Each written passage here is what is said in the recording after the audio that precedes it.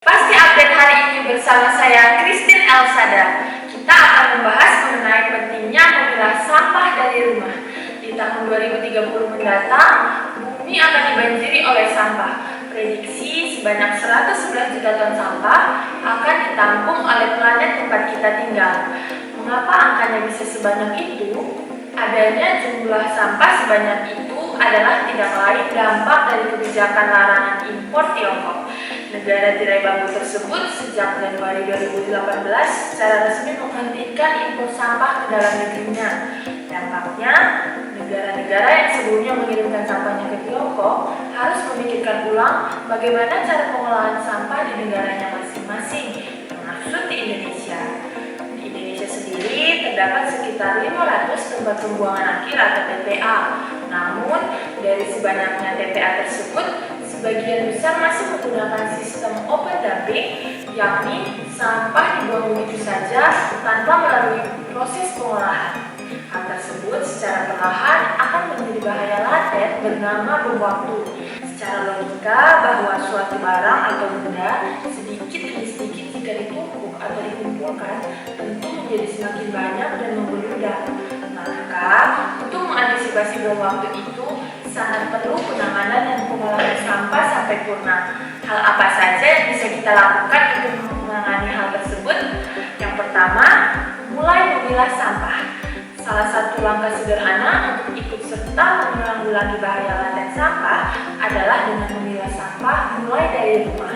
Mengapa kegiatan pemilahan ini harus kita lakukan? Jika dilihat berdasarkan sifatnya, jenis sampah dibagi menjadi dua, yakni sampah organik dan sampah anorganik.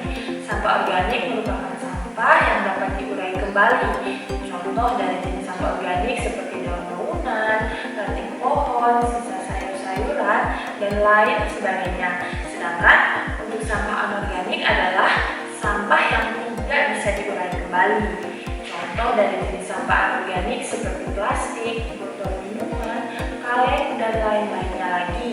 Dari dua jenis sampah di atas sangat bisa kita pilah mulai dari rumah, dan prosesnya pun sangat sederhana.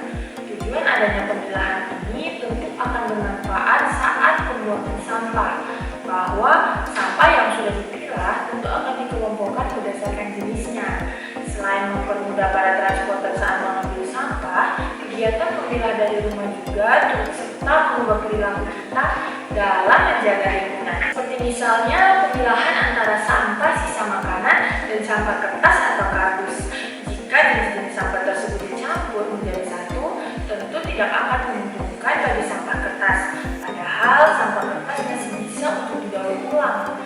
Kertas bahan dasarnya adalah pohon, maka jika kita ingin memilah sampah kertas supaya bisa didaur ulang kembali secara tidak langsung, kita juga turut serta untuk menjaga pohon.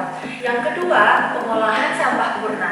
Sampah yang sudah dipilah berdasarkan jenisnya tentunya akan diolah, seperti halnya yang dilakukan oleh Pasti Angkut, layanan pengelolaan sampah sampai purna yang berbasis di Pamungharjo, Sewon, Bantul, daerah istimewa Yogyakarta tersebut merupakan contoh bagaimana sampah dikelola hingga benar-benar tidak tersisa. Mulai dari sampah organik, anorganik, Pasti Angkut menyediakan berbagai pilihan paket dan jemputan sampah. Selain menawarkan pilihan paket yang murah, Pasti Angkut juga mengajak masyarakat supaya ikut mengubah perilaku pemilahan sampah dari rumah. Tidak semua sampah harus dicampur menjadi satu, dan memang seharusnya dibedakan.